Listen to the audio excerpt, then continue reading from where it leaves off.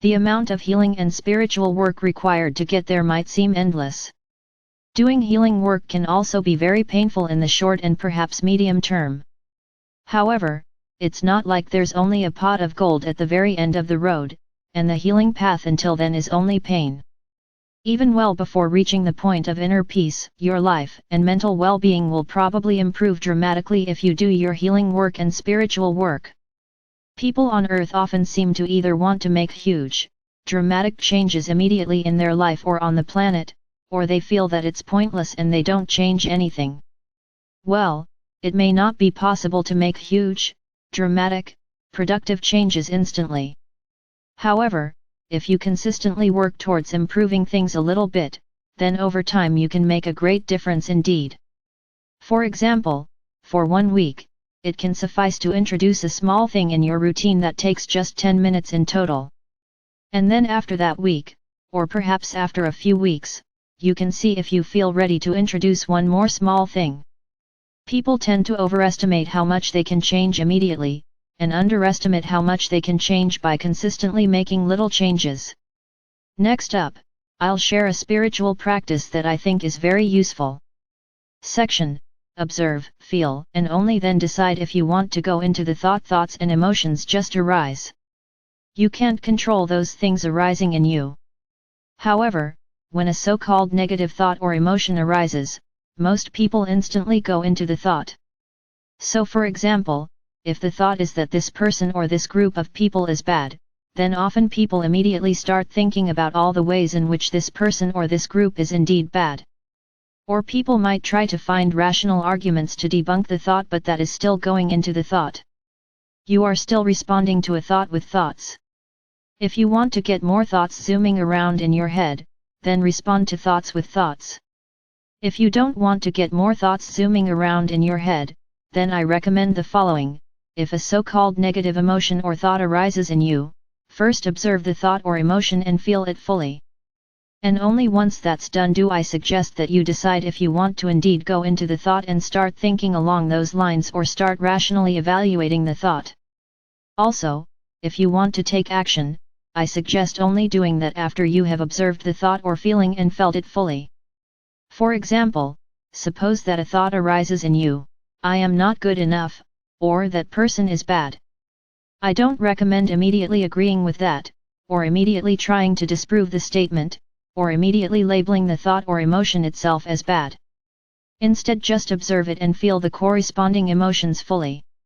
If feeling those emotions fully takes a long time, then that's how long it takes. If you feel the urge to cry or to move your body or to make sounds, do so if you are in a safe environment. That is part of the healing process. If after a certain period you notice another feeling coming up, it's fine to feel that. That can be a part of the healing process as well. Only once you've observed and felt the emotions do I suggest deciding if you indeed want to think about whether you are not good enough, or think about whether that person is bad. If you want to think about those topics, that's fine, but then it's a conscious choice. If you don't, that's fine too, then you can just let it go and move on with your life. If it's helpful, you can visualize a cloud drifting by, or something gently being swept away by the river.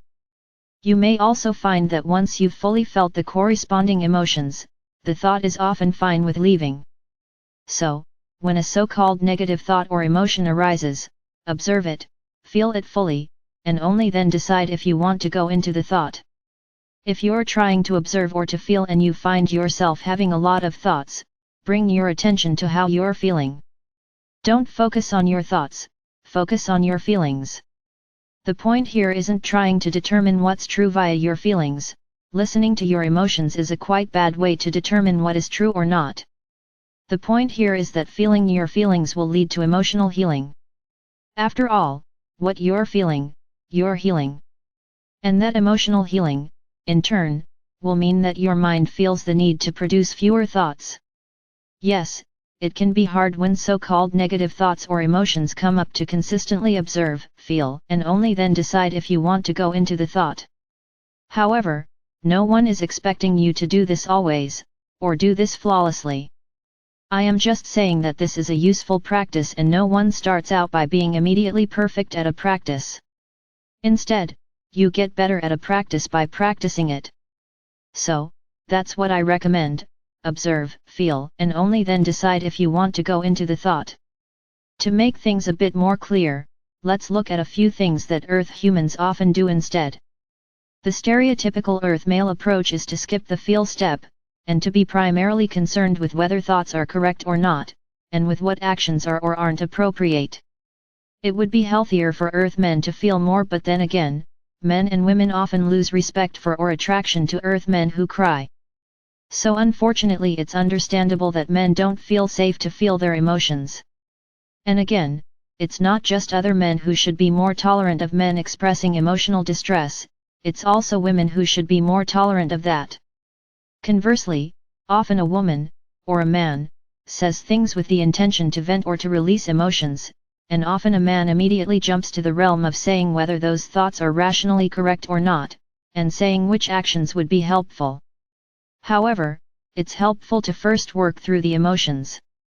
Once that's done, the woman is often perfectly capable of making the correct decision herself. This is the age-old "I don't need advice, I need you to listen to me" annoyance that women have with men. So what women tend to do better than men is to not skip over emotions. However, the mistake that women, and some men, sometimes make is that they spend too little time sitting down without external distractions and really feeling their emotions. Instead they talk about emotions. However, talking about feeling sad isn't enough, you also need to sit down and truly feel the sadness. What I suggest is, observe, feel, and only then decide if you want to go into the thought. Men, and some women, often skip over the feel step entirely. Women, and some men, sometimes skip over the feel step in a subtle way, by not actually feeling their emotions and instead going straight to talking about their feelings. Talking about emotions is fine, but that is the third go into the thought step. So ideally people feel their emotions first, and only then decide if they want to talk about their emotions, if they want to take action, etc. It's true that sometimes conversation can be used to more deeply feel your emotions, but I still suggest the order: feel your emotions first, and only then talk about them.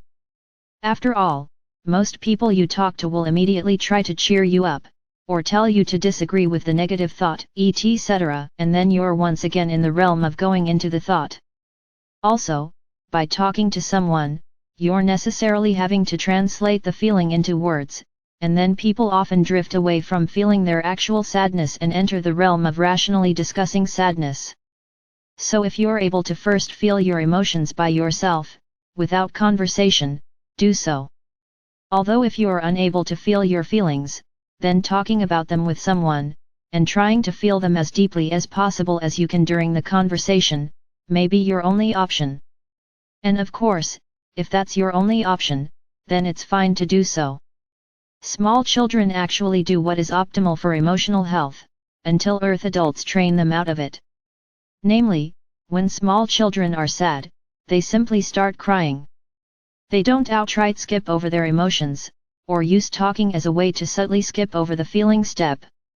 Instead, when sadness arises in them, they immediately and deeply feel that sadness. And that is what is optimal for emotional health. Section: You never know what you had until it's gone. For this last section of the message, I want to comment that some of you may feel that this current situation you are living in isn't optimal for you. This may or may not be true. Even if you are living in a situation that's not optimal for you, however, there are probably still lessons that you can learn here. I get that it's painful, but right here, right now is an incredible opportunity to learn those lessons. Beware of the spiritual ego trap, where the spiritual person says, "I have no more lessons to learn, I'm just here to help others," or "I'm just here to do something once the new 5D Earth has materialized." Well, it may be true that you're here to help others, or are here to do something once the 5D Earth is here. However, if you actually had no more lessons to learn, you would be at peace right now, even on Earth.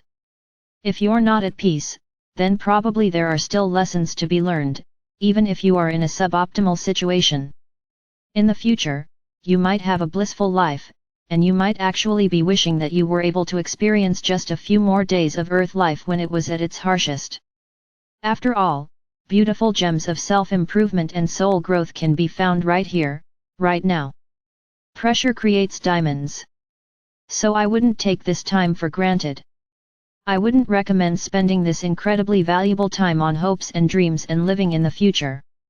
Instead, I would plant your feet in the soil as it is right here, right now. Is being on Earth right now hard? Yes, it is very hard, and often very painful. However, you don't need to be perfect.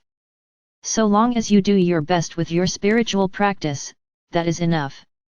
If so-called negative thoughts or emotions arise, well, you know what to do. This current difficult time really is coming to an end, and you never know what you had until it's gone.